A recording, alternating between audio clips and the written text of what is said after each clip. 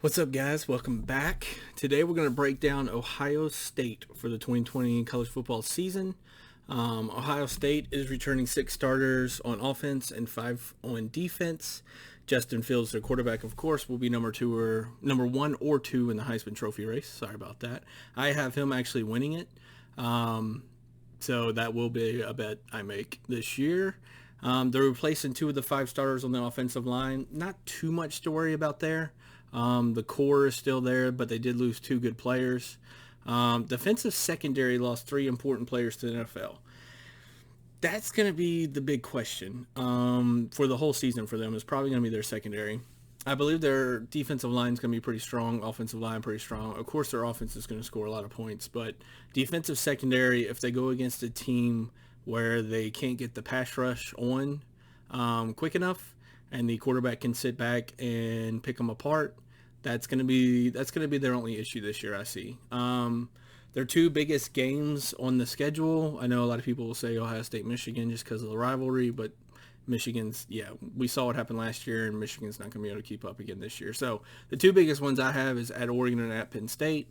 We'll talk more about that on the schedule, but that at Oregon is the one that might be a little difficult. Vegas has Ohio State's wins total for the 2020 season at 11 for the over/under. You can bet that preseason.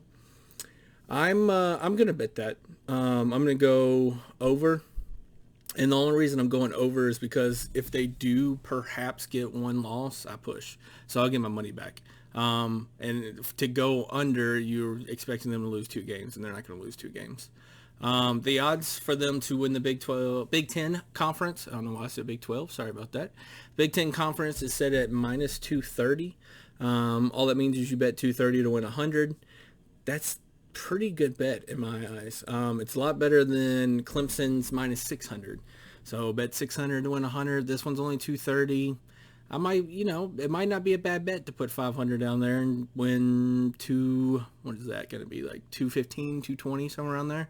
Wouldn't be a bad bet. I don't see them not winning the conference. If the season happens, even if the season has no fans and they don't get to practice much going into the season, I still see them winning the Big Ten and making the playoffs.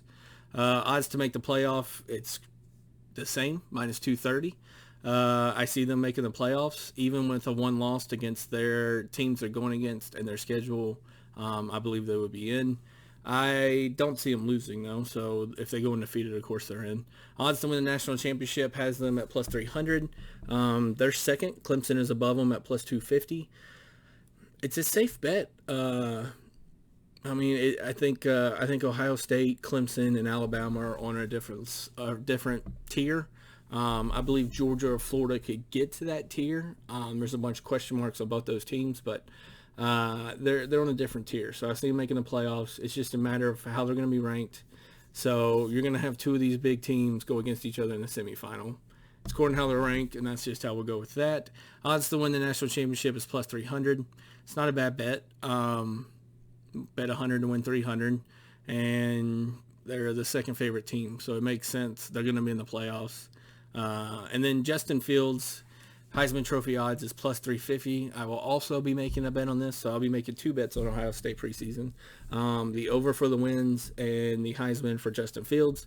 Plus 350 is a good number. I don't think Trevor Lawrence is going to get there just because of schedule and just complacency, because you're not playing any ranked team and no team's challenging you.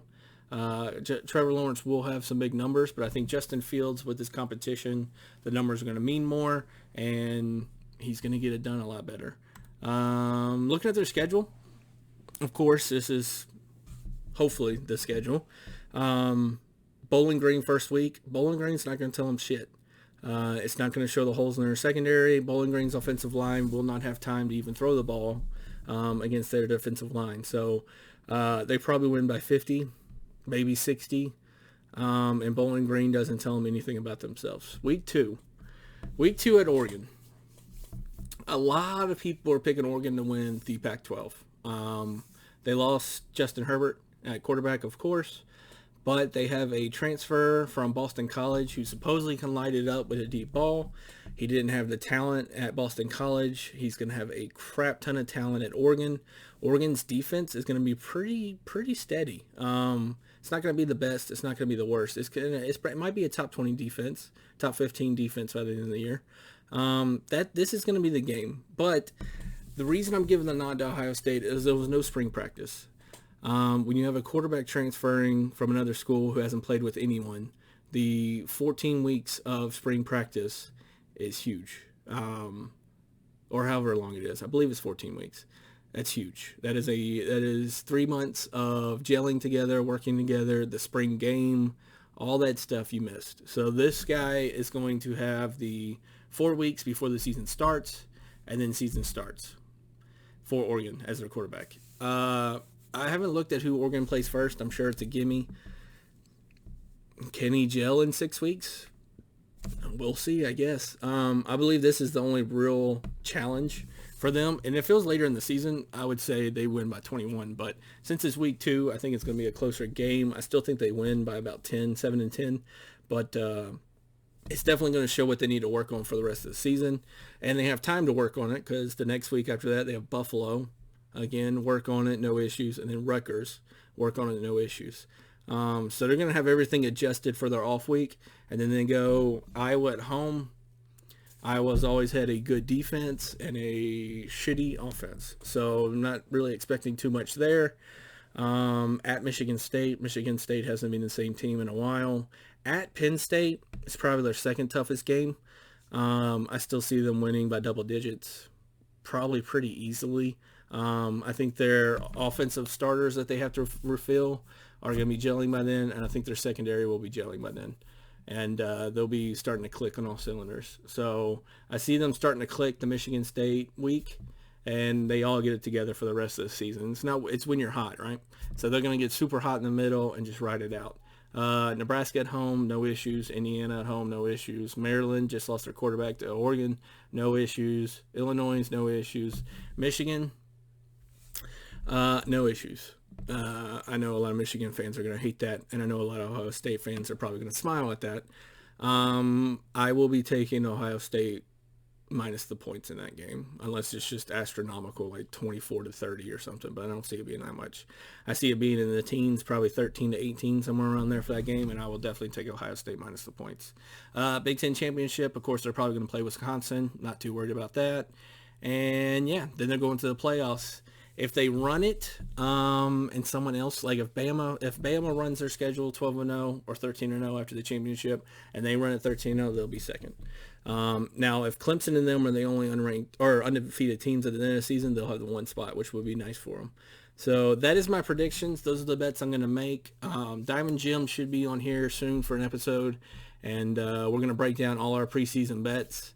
We'll show you all of our tickets. We're probably not going to show you how much we bet. But we're going to show you our preseason tickets and our preseason bets. So hopefully you enjoyed this video. If you did, please subscribe, and thank you for watching. Take care.